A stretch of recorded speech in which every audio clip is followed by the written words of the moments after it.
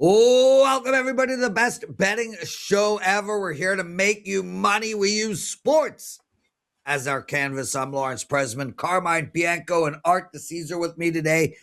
Joe Ranieri will be on soon. I think there's, how many women is he with right now, Art? What did he say? What was his reasoning? I think the number was 10. 10, yes. So he'll be busy for at least 4 more minutes, give or take. He's with the Indiana Fever. That's it. Oh, I want to be with the Indiana Fever. And Sophie Cunningham. He's Sophie, yeah. He's having a time. Yeah. She's made quite a brand for herself, and I approve. Weekend recap? Not really. How did we do Monday, Art?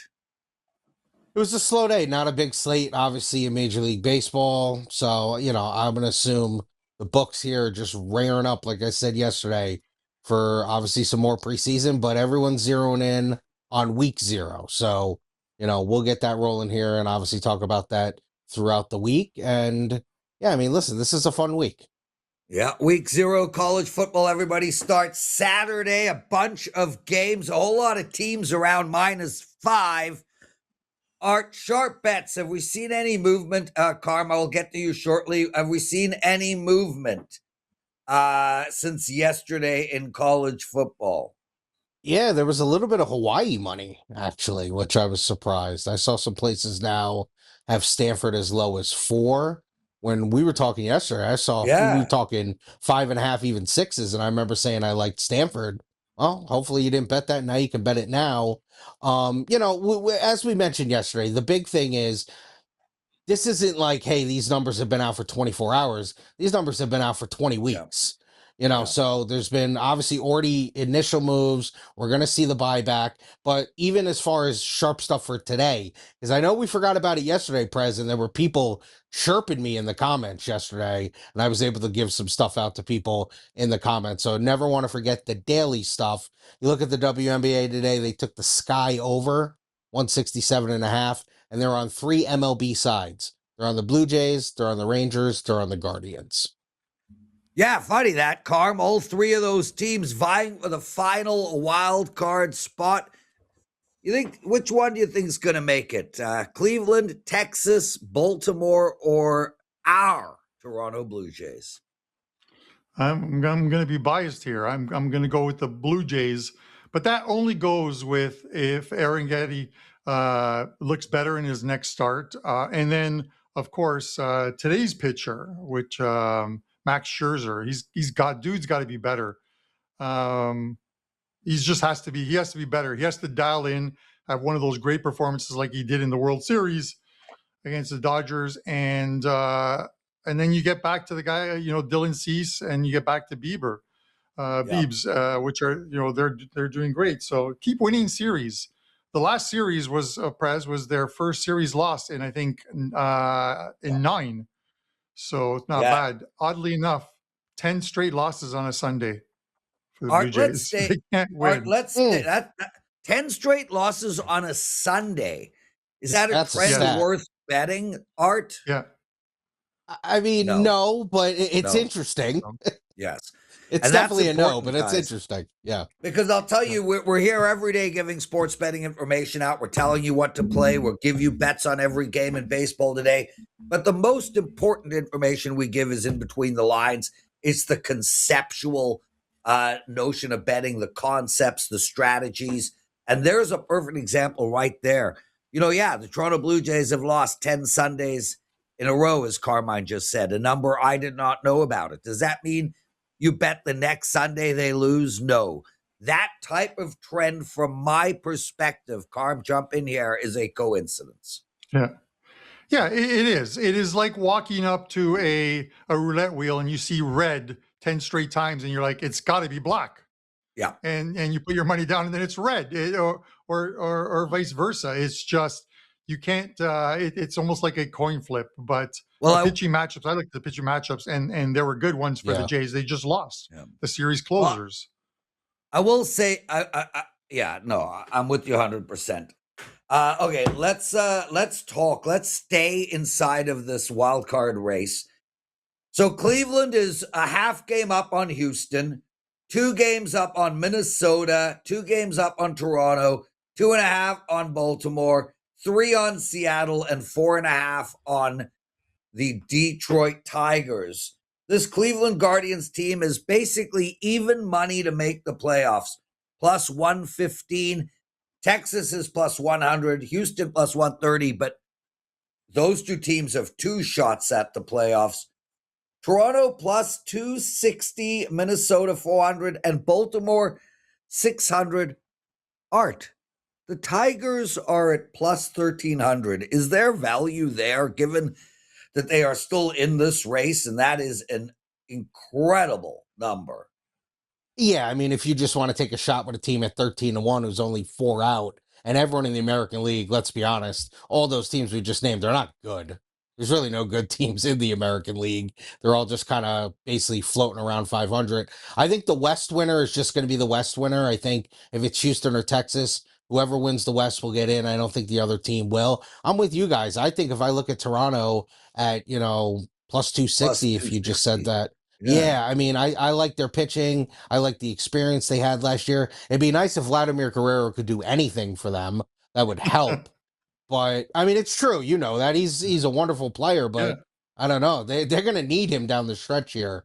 So I would go with the Toronto experience. I think he's still on 0 home runs at the Rogers Center. Amazing. It's amazing. It is amazing for the amount of money if they did not pick up Okamoto in the offseason, where were the home runs coming from this year? Because they're not coming from Vlad in that big contract of his. It's a terrible year for him, and they're still within striking distance of making the playoffs. So if he heats up in the last 2-3 weeks of the season, they could get in there. Yeah, if he heats up. If Angel Reese had balls, well, she'd still be playing in the WNBA. Okay, so right, that's not a bad joke. That is not. It's a good joke. That's a good bad joke. And I came up with it on the spot. Carmine, a friend of mine, one of my closest friends in the whole world. I can't give his name out. He has a heritage house in Rosedale, one of the most spectacular homes you've ever seen. Except he lives in Florida now, but he didn't want to sell that house. Vlad rented it last year, and my friend didn't even tell me.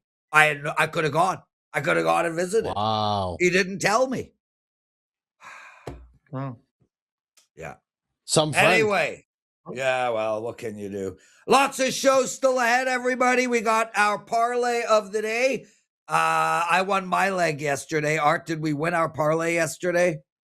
Unfortunately, well, we went 3 out of... Joe screwed us. Oh, bloody Joe. We won 3 out of 4? We always say, though, Prez, if it's a 4-teamer, you have to round robin on a 4-teamer. Round robin it, yeah. We always so say there that. You go. Yes. We got our parlay of the day coming up. We got our predictive market segment. We might not have Joe here to show us the screen, so we'll race through it and talk Bitcoin.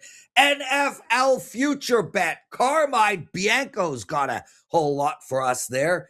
And college football week 0 plus our MLB rundown. And we will go through the mailbox segment of the show a little later. And Art will be discussing you in that segment. Okay, boys.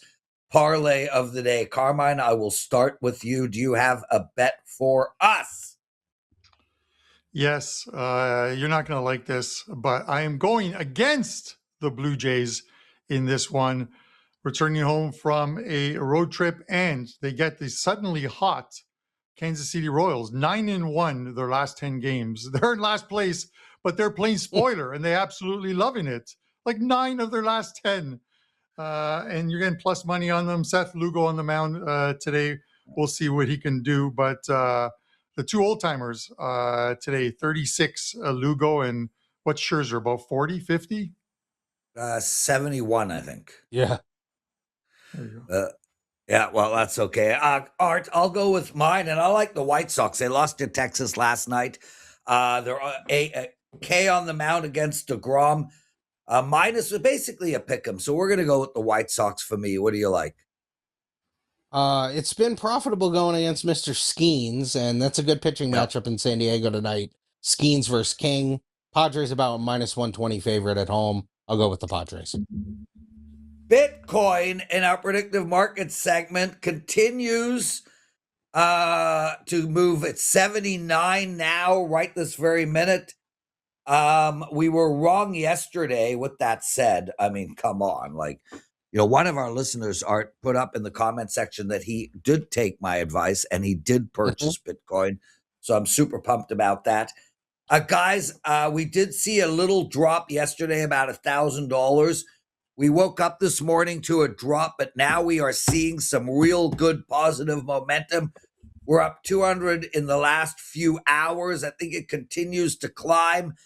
My bet for today is over 79.5. It should be slightly favored on the money. So over 79.5. I think Bitcoin will break 80 today. And as I have said, Carmine, in case you wanted to know, Bitcoin will close to double in the next 5 months. So there's my prediction on the predictive market segment of our show. What do you got to promote, Carm? It's Customer Appreciation Tuesday. Every handicapper over at any one of our sites, WagerTalk, Sports Memo, Picks and Parlays, etc., etc. Our best handicappers, all of them, $5 for their best play. What do you got, Carm? Yeah, I'd be nothing if I wasn't transparent, Lawrence. Off a bad weekend, bounced back yesterday in fine fashion across everything that I released, 3-0 day. And today, Champions League this afternoon, you can get it for $5. It is the last round of qualifying for the main tournament. You can get that at WagerTalk for $5. And I'll have a Leagues Cup play for tonight. That is the quarterfinals of the Leagues Cup, which is the Mexican and the MLS teams facing off in the quarters. That'll be up a little later on today for $5 as well too. And then the NFL NHL promo pack, $7.77, gets you a full season of NFL and NHL. There you go.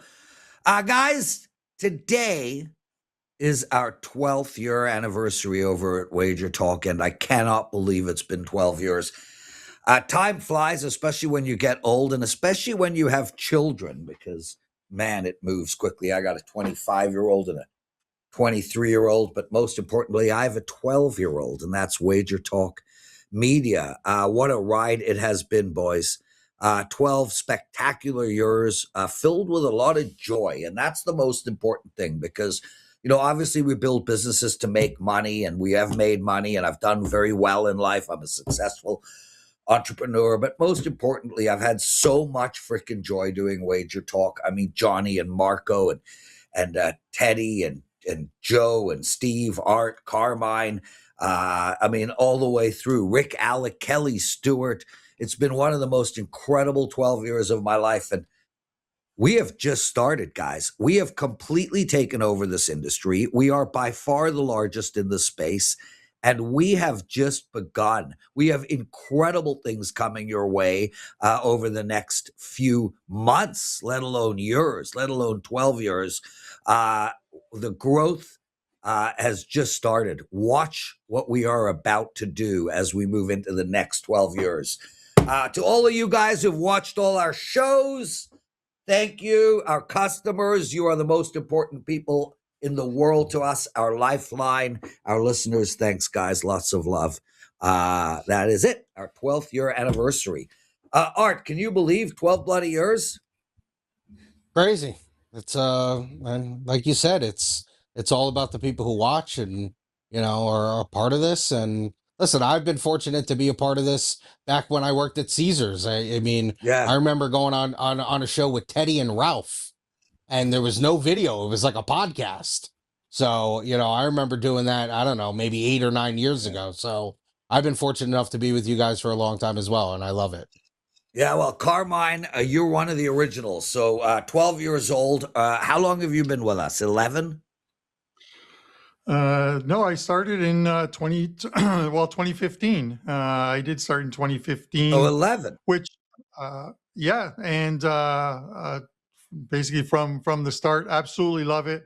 And as you mentioned, all of those names like Marco and Teddy, obviously yourself, guys like in our office, like Johnny, the staff that he put together with Missy and Melissa and Chris Allen. They for someone who at times anxiety gets the best of me. You always talk about like mental health and what have you. Our office and the girls are unbelievable that they keep you.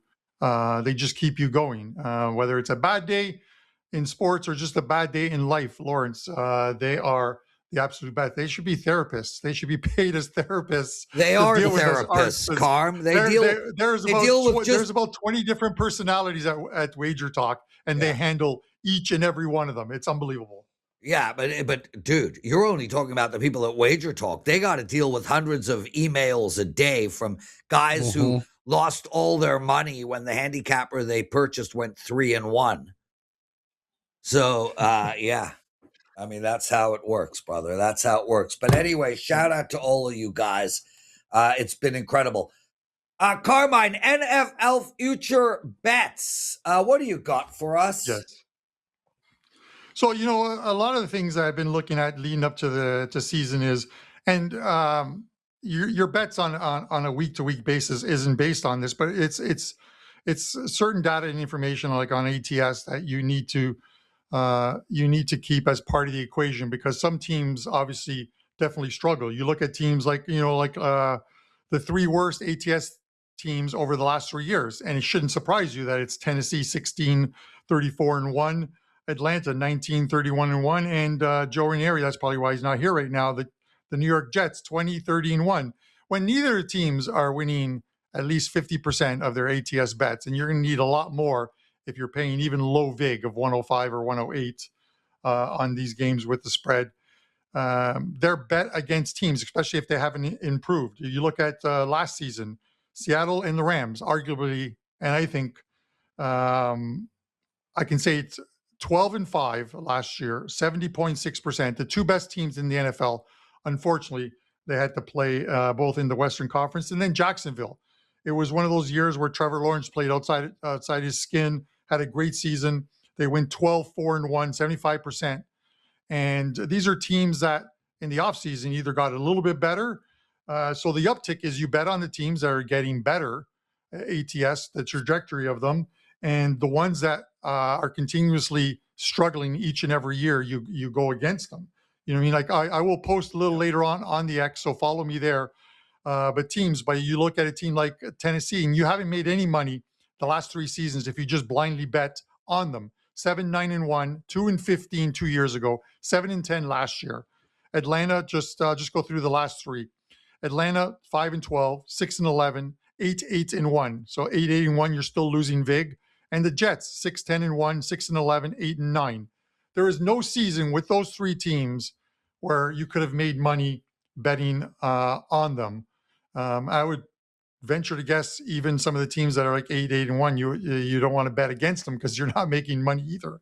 But yeah, my question here is for Art now, and then 2 futures that I like, and I'll mention. Art, from a sports manager's and a line maker's perspective, teams like Tennessee, Atlanta, the New York Jets that have horrible ATS records, is it baked into the line each and every year? And can you still make money off of it? Or do you just assume that books are going to be like, well, Tennessee's the worst team, let's just bet against them? Well, the low-level teams, I think it is. But I remember last year, we all out of the gate thought maybe New Orleans was going to be one of the worst teams in the league. And they had some really inflated spreads. And I remember maybe coming on this show the first 3, 4, 5 weeks, and every week the Sharps were betting New Orleans. So it's like one of those things where maybe even sometimes where the bad teams, the number gets inflated a little bit. That's when sharp players look to say, well, that's a little bit above what my number is. Let me take it, because obviously betting the NFL, it's all about the number you get. Public's always just going to go against bad teams, Jets, Titans, all these teams you mentioned who are bad teams. And they might not even be looking at their ATS numbers. They're just saying, well, this is one of the worst teams in the league. I'm going to bet against them. So you get that all day from the public when they're betting the NFL. Yeah. Lawrence, can I jump in with one more question for him? Dude, talk. Okay. All right. Awesome. Yeah, no. So Looking at something like, and I think I mentioned this pre-show, a team like Tampa Bay, from a betting perspective, you look at them and they're like, okay, well, their spread on the season was 5-12 last year, 9-8 the year before, a bounce back season coming for them. But do you shy away from betting a team like Tampa Bay at home when you find out that they were 1-7 against the spread the previous year? Or do you just put what happened last year, which may be affected by injuries to wide receivers or offensive line or the QB? Do you put that behind you and go off of how you think their power ranking is moving into this new season? Well, I think you have to put it behind you a little bit. I mean, you keep it in the back of your mind, but obviously it's a new season. It's a fresh new power rankings. And then obviously those will be adjusted week to week because obviously the NFL is a week to week sport where they only play 17 games. So obviously every week there can be a big adjustment in your power ranking. So that's the way you have to approach every new football season. Okay, boys, let's get to our college football week 0, and then Art and I will do an MLB rundown. Art, I'm going to give you a first half bet in college football. And listen, let me bottom line this right now. I think this is Bill Belichick's last year in the public eye. I think this is Bill Belichick's last year as a coach. And I think Bill Belichick loses on Saturday. With that said, I'm mostly interested in the first half bet, TCU -3.5. This game is in Dublin. I do not believe in what Bill Belichick is doing there. I don't think his personality is right for the college ranks. The team struggled last year. The team's going to struggle this year. And I think TCU comes into this with a well-organized, this is a team that is bringing back a lot of their players. This is a team that is ready for the season. I think they win the game outright, but the better bet is first half. It's -3.5. I think they win by more than 7, which gives us a window. TCU -3.5 first half bet. What do you got for us, Art? It's one that I lean towards, but I'd rather wait till the team total comes out. But I lean the USC over in their game against San Jose State, but I'd rather wait till the USC team total comes out. When that comes out, Lincoln Riley's going to look to put up 60 in that game just by themselves. And that's basically what your total's at. So, if you're going to get the USC team total between, 49.5 and 50.5 in that range, I'd look to take the USC team total when it comes out later in the week. And that's probably something we'll discuss when we see those numbers later in the week. So I'm glad you mentioned USC because I wanted to ask you a question about that. They are -38.5. with a total of 60.5. And those are correlated.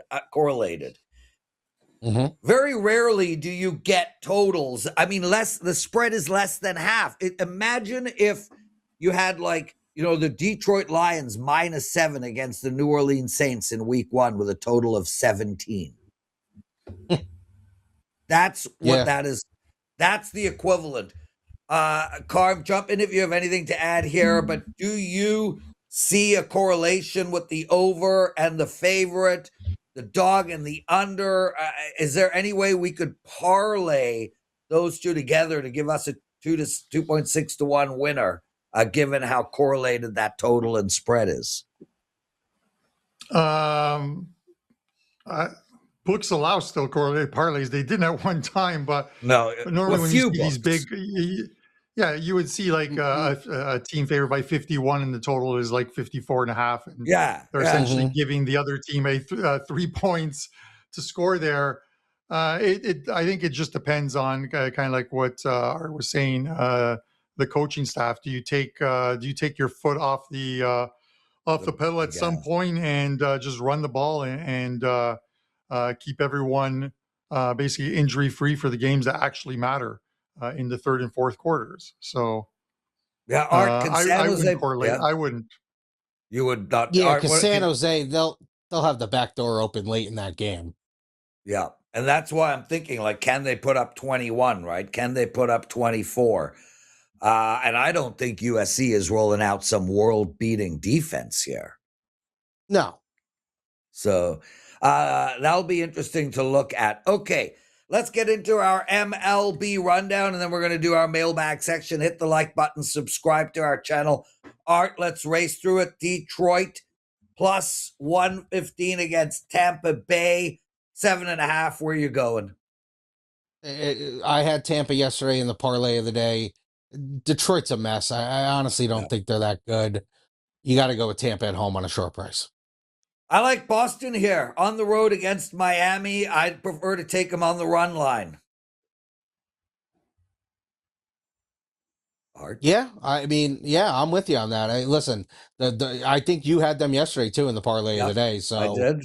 Obviously Boston had a nice comeback. Miami's still fighting for their lives, but it's got to be Boston or nothing.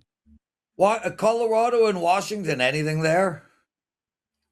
No, I mean Washington spanked Colorado last night. Obviously, the total went over. Washington usually really, really good on the road. This game obviously is not on the road. It'd be a pass for me. Maybe a slight lean towards Washington. A potential playoff matchup in the future: Houston and the Yankees. Warren against Pecco, minus 140 for the home Yankees. Where are you going? I wouldn't want to lay minus 140 with Warren. He has not been that good. I would take a shot with Houston plus money. Carm likes Lugo in Kansas City to get it done against Toronto. Scherzer on the mound. I'd look to the over here because, well, Scherzer's on the mound. Carm, you want to jump in? Yeah, Lugo's. Yeah, and Lugo's allowed like his last 3 starts 5, 5, and 3 earned runs. So it's not like, even though they're 9-1 their last 10, it's not like he's been one of their lights out pitchers, right? So it just goes to show you that they're scoring runs. Yeah, well, 9-1 to the over. So, Art, thoughts on the total in that game? Yeah, I mean, I can't disagree with you guys. I had mentioned in our sharp plays that the Sharps are on the Blue Jays, but that's no surprise. Art, I refuse to take the Mets, but I'm not betting Milwaukee at such juice. It just won't happen. This is an outright pass for me. What do you like? No, I'm with you. It's hard to lay those type of numbers. I think if you look at anything, maybe you look at Milwaukee team total over. Glasnow at minus 150. That's pretty short. They're playing Atlanta. Elder on the mound. Where are you going? Actually like Atlanta. I think Atlanta's going to find a way to get back in the groove here. I'll take a shot with them at the plus price. I told you I like the White Sox to get it done. Revenge from last night. They're playing Texas. What do you like? Texas, the Sharps are on them, as I mentioned. So, that is something to just keep your eye on. Texas, though, has just not been that good. I can't back Texas. I don't understand how the Sharps are backing them either. St. Louis and Baltimore, anything? No, that's a big series for both because both are still in the thick of it here. I would lean Baltimore. I mean, I don't want to bet the Angels ever. You know my feeling on that horrible organization, but Cleveland at minus 140, no chance. No, you'd have to take a shot with the Angels or just pass that game. Yeah. Arizona and the Cubs, even money, 8.5.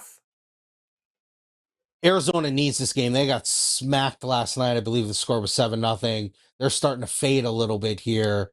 Arizona needs the game in the worst way. And as you said, basically had to pick them. Dude, I lost with Philly last night. Seattle with an outstanding performance. Kirby versus Nola. I think Philly gets it done tonight. What do you think? Yeah, Philly probably in a bounce back here. Minnesota against the A's. Too much juice for me on Minnesota. I won't touch the A's.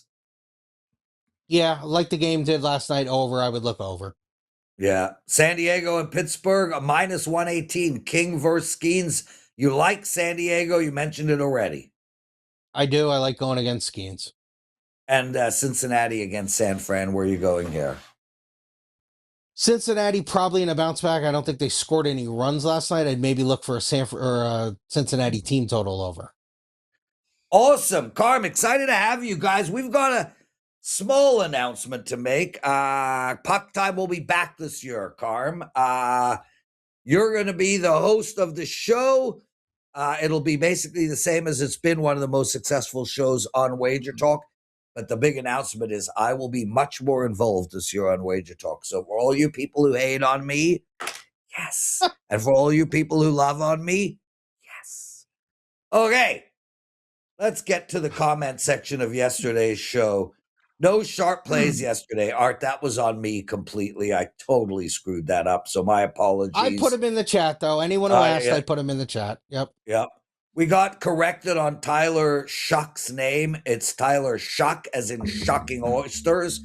Great. Could care less. We're going to go with Tyler's Exactly. show regardless. Show me the dough. Yeah, well, whatever. I don't care about people's freaking last names. Carmine knows my real last name. Yeah? Yeah. I actually looked up how to pronounce his name prior to the show because one of my futures is New Orleans under 7.5. And if Tyler Shuck gets injured, they're just not going to win another game. He's the only chance they pretty much have of winning a few games. 7.5 just seems like a high number. Yeah. Okay, so then another person wrote Prez and a genius. Yes, Dave Doobie, best sports show ever. Thanks, Dave. Appreciate you and appreciate your last name.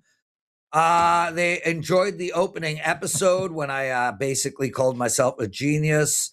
But Art, here's some stuff. Not sure if the info is ready out there, but I was listening to Art's segment with Dustin on VSiN the other night. Dustin said Art was from WagerTalk with no mention about the Westgate. Art, you wanted to address that now, or should we leave it?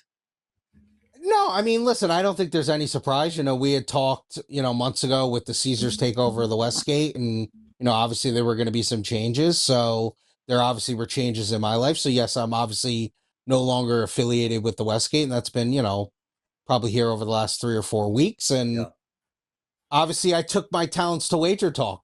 That is listen, true.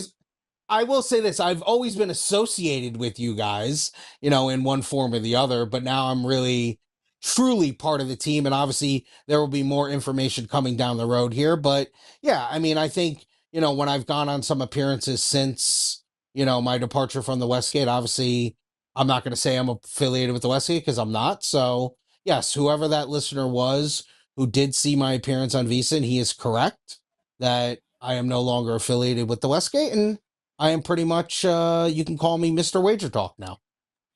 Which we You're a absolutely... national... He's a national treasure. Come on, just admit it, Lawrence. We're happy to have him in our lives. Which nation? Doesn't matter. Dual citizenship. National treasure he is. Okay. International. International. Carm, yesterday I mentioned that I did not understand how gridiron became football, given that they don't use their feet. My question to you is, what is the official name of soccer? Like the actual name? Like, is it soccer or is it football? Because FIFA does not use it's not FISA. It's FIFA. So is it football or is it soccer? What is the official name? Okay, so the official name should really be football. Throughout Europe, and South America and the African countries, they call it football or football, a shorter version. It is the English, the UK, who came up with the name of soccer. The UK, and that bled into what we call it in North America. Who invented they're not very soccer? good at it. Who invented it? Who invented soccer? Probably someone who didn't like a lot of scoring. So, but with that said, I don't know the originator of soccer. I would love to say it was Pelé, but he was the first one to show his talents. I'm sure you're looking it up right now, Lawrence. But what is the official name for soccer? I have typed in. The official name is Association Football. What? What the hell? I never heard that. And it originated in England. The word soccer actually originated in England as an abbreviation of Association Football. It's a clear abbreviation. I can see it. Association Football Soccer. Of course. Yeah. But there, for the best part, like you go to England and your friend tells you to get the torch out of the boot. Do you know what you're supposed to do? I do, because I am South African. So I am clearly familiar with the boot. Okay, that's the show. Lots of love, everyone. I guess no Joe Ranieri, man. He must be busy, Art. Woman number 8, I'm thinking. We gotta come up with a song for him this year. Yeah. Oh, we need a Joe Ranieri song. That's for sure. Oh yeah. Guys, thanks for watching, everyone. We'll see you guys tomorrow. Best of luck. Remember, it's Customer Appreciation Tuesday. Any handicapper over at our website, their play $5. See you tomorrow.